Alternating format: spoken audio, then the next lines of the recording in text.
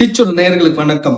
இன்னைக்கு என்ன விஷயமா பேச போறோம் அப்படின்னா, மாமியாரும் மருமகனும் வண்டியில போயிட்டு இருக்கும்போது அதிவேகமா போயிருந்திருக்காங்க. அந்த இடத்துல பைக்ல இருந்து மாமியார் தவறி விழுந்திருக்காங்க. அதுக்கான சிசிடிவி எல்லாம் வெளியாயிருக்கு.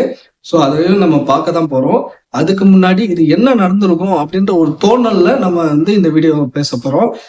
இன்னைக்கு ட்ரெண்டிங் அப்படின்னு எடுத்துக்கிட்டோம்னா மாமியார் மருமக சண்டை தான். ஏன்னா ஒரு சீரியலா எடுத்துங்க, சீரியல்ல பாத்தீங்கன்னா மாமியாரும் மருமக இருந்தா மட்டும்தான் அந்த சண்டையை மென்ஷன் பண்ணா மட்டும்தான் இன்னைக்கு அந்த சீரியல் வைரலா போயிட்டு இருக்கு. மத்தபடி சீரியல் மாமியார் மருமக இல்லாத சீரியலே அதிகமா பார்க்க முடியாது.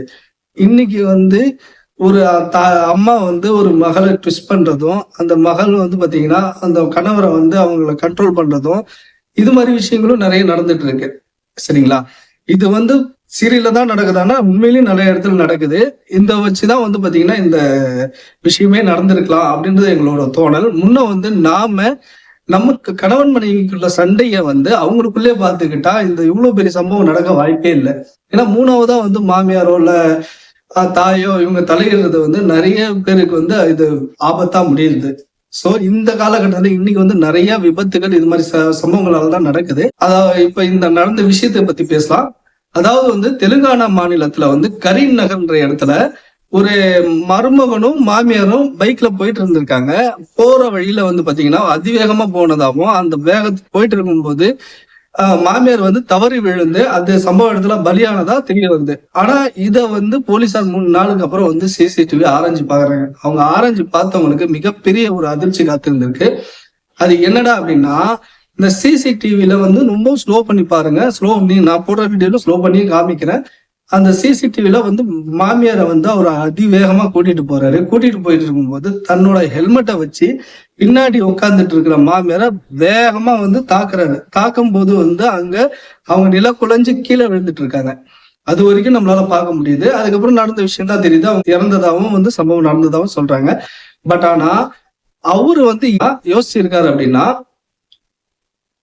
மாமியாரை அதிவேகமா கூட்டிட்டு போயிட்டு தாய்க்கு தள்ளி விட்டுட்டு அவர் எப்படி பிளான் பண்ணிருக்காரு அப்படின்னா, மாமியாரு கொலையை மறைக்க விபத்து மாதிரி கிரியேட் பண்ணிருக்காரு.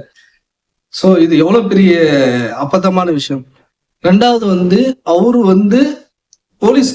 போலீஸார்கிட்ட கம்ப்ளைண்ட் கொடுத்திருக்காரு. கொடுத்துருந்துட்டு 3 நாள் கழிச்சு விசாரணை பண்ணும்போது சிசிடிவி ஆராய்வு பண்ணும்போது இவர் எஸ்கேப் ஆயிட்டாரு. அங்க சிசிடிவி இருந்து தெரிஞ்ச உடனே இவர் ஆள் காணோம். போலீஸார் பாத்தீங்கன்னா வழக்கு பதிஞ்சு அவர் தீவிர தேடல்ல இருக்காங்க. இது வரைக்கும் பாத்தீங்கன்னா ஆள் சிக்கல அப்படின்றது தெரிய வருது. இந்த சம்பவத்தை பத்தி உங்களுக்கு என்ன தோணுது? ஏன்னா இந்த சம்பவம் பாத்தீங்கன்னா எல்லாருக்குமே ஒரு சில விஷயங்கள் தோணும். உங்களோட என்னவோ அதை கமெண்ட்ல சொல்லுங்க. உங்களுக்கு என்ன சொல்லணும்னு தோணுதோ அதை கமெண்ட்ல சொல்லுங்க. இதுக்கு முன்னாடி நம்ம வீடியோஸ் நிறைய போட்டுட்டு இருந்தோம். பேபி வீடியோஸ் போட்டுட்டு இருந்தோம். நான் ஏற்கனவே சொல்லியிருக்கேன். அதுக்கு நடுவுல பாத்தீங்கன்னா யூடியூப்ல பத்தி நான் போட்டேன். அதுக்கு பாத்தீங்கன்னா கமெண்ட்ஸ் ரொம்ப கம்மியா இருந்துச்சு. யாருக்குமே அந்த எதிர்பார்ப்பு இருந்த மாதிரி தெரியல. சோ உங்களுக்கு அது மாதிரி வீடியோஸ் வேணும், எனக்கு லோன் ஆப்பர்ச்சுனிட்டி, அதாவது நான் கவர்மெண்ட் லோன் எல்லாம் வாங்கணும், எனக்கு கவர்மெண்ட் ஸ்கீம் எல்லாம் பத்தி எல்லாம் பேசுங்க அப்படின்னு சொன்னீங்கன்னா நான் கண்டிப்பா அடுத்தடுத்த வீடியோல பேசுறேன். நீங்க இந்த வீடியோல கமெண்ட் பண்ணுங்க. இனி பாத்தீங்கன்னா அந்த வீடியோஸும் நம்ம பேசலாம். நடந்த கிரைம்ஸ், அதாவது சம்பவங்கள் தொடர்பாகவும் நம்ம இந்த வீடியோல பார்க்கலாம். இந்த வீடியோவை ஒவ்வொருத்தரும் பாத்தீங்கன்னா லைக் பண்ணுங்க. பிடிச்சிருந்தா தயவு செஞ்சு லைக் பண்ணுங்க, ஷேர் பண்ணுங்க, அடுத்தவங்களுக்கு ஷேர் பண்ணுங்க. உங்களுக்கு பிடிச்சிருந்தா இந்த வீடியோ ஷேர் பண்ணுங்க உங்களோட ஃப்ரெண்ட்ஸுக்கு. ஏன்னா இந்த வீடியோ நீங்க ஷேர் பண்றதால சில உயிர்களும் காப்பாற்றப்படலாம். இந்த தவறை அடுத்த தடவை செய்யாம இருப்பாங்க. எப்படி நம்ம அந்த தவறு பண்ணாலும் ஏதாவது ஒரு விஷயத்துல நம்ம மாட்டிக்கோன்ற ஒரு பயம் இருந்தாலே தவறுகள் குறைய வாய்ப்பு இருக்கு. சோ அதனால பாத்தீங்கன்னா இந்த வீடியோ முடிஞ்ச வரைக்கும் ஷேர் பண்ணுங்க. தேங்க்ஸ் ஃபார் வாட்சிங்.